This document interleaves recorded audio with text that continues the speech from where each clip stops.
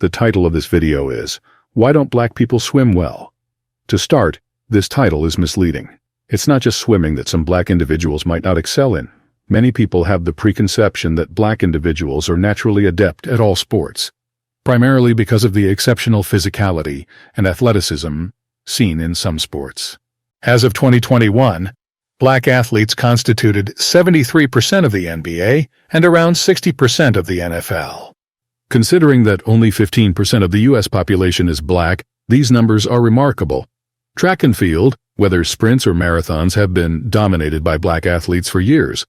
However, there are many sports where black representation isn't as predominant. Looking further into the major American professional sports, black athletes make up only about 7% of the MLB and the NHL. How about the iconic summer and winter sports, swimming and skating? In swimming, a black male won his first gold medal at the 1988 Seoul Olympics, and a black female did the same at the 2016 Rio Olympics. Yet it's still uncommon to see black swimmers competing for medals. As for ice skating and winter sports in general, black participation is even scarcer. Out of the 225 athletes representing the U.S. at the 2022 Beijing Winter Olympics, only 7 were black. In many other sports, such as tennis, cycling, golf, fencing, archery, table tennis, wrestling, rugby, canoeing, gymnastics, taekwondo, car racing, weightlifting, and martial arts, the presence of black athletes remains minimal.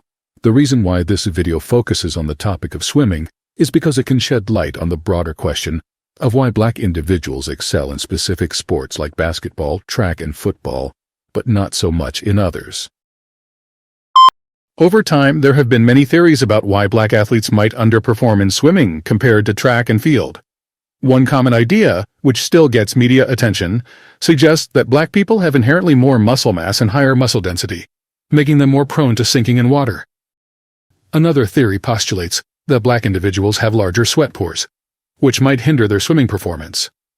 Other rumors include having relatively shorter webbing between fingers and toes, or that their lower body muscles are more developed than their upper bodies, making it hard to swim efficiently. However, recent consensus highlights that there's little to no scientific evidence supporting these theories.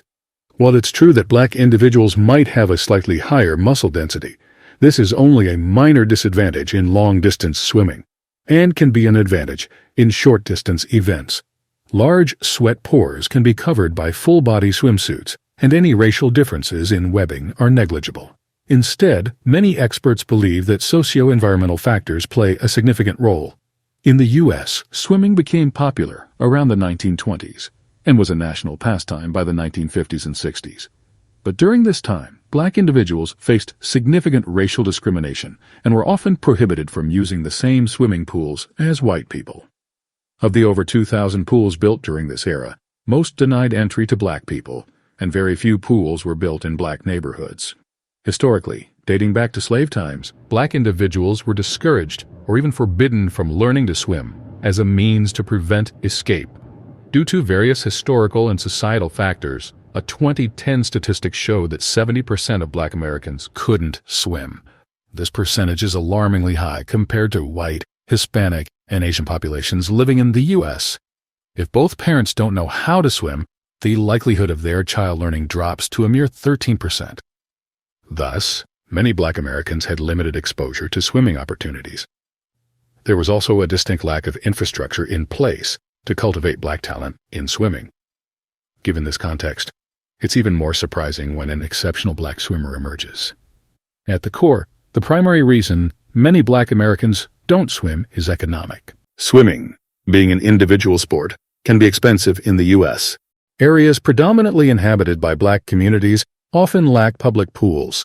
This means they would have to seek out pools in more affluent neighborhoods and potentially pay for private lessons.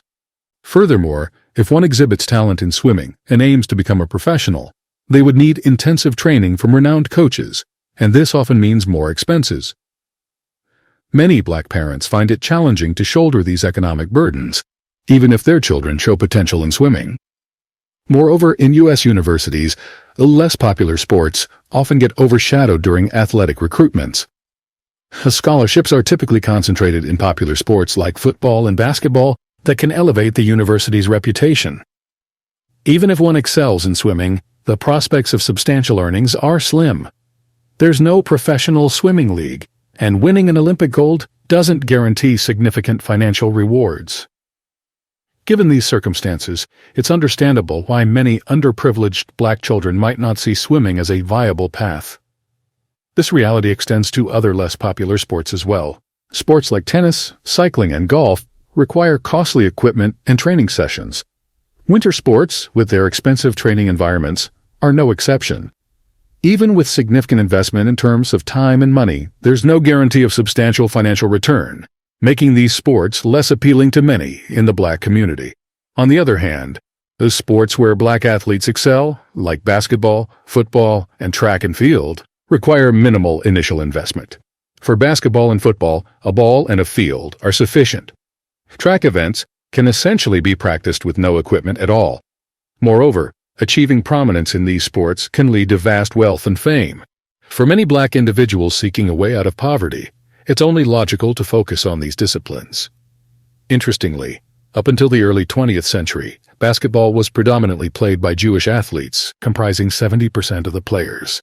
Participation by black players was virtually non-existent, and there was a misguided notion that, like the Jews, intellect played a crucial role in basketball and that black players wouldn't excel. However, as basketball transitioned into a lucrative professional sport by mid-20th century, black players overcame prejudices and quickly dominated the scene. If swimming offered the same level of wealth and recognition as basketball or football, it's likely that the black community would dive in headfirst. When money, talent, and determination converge, even the most daunting challenges can be overcome.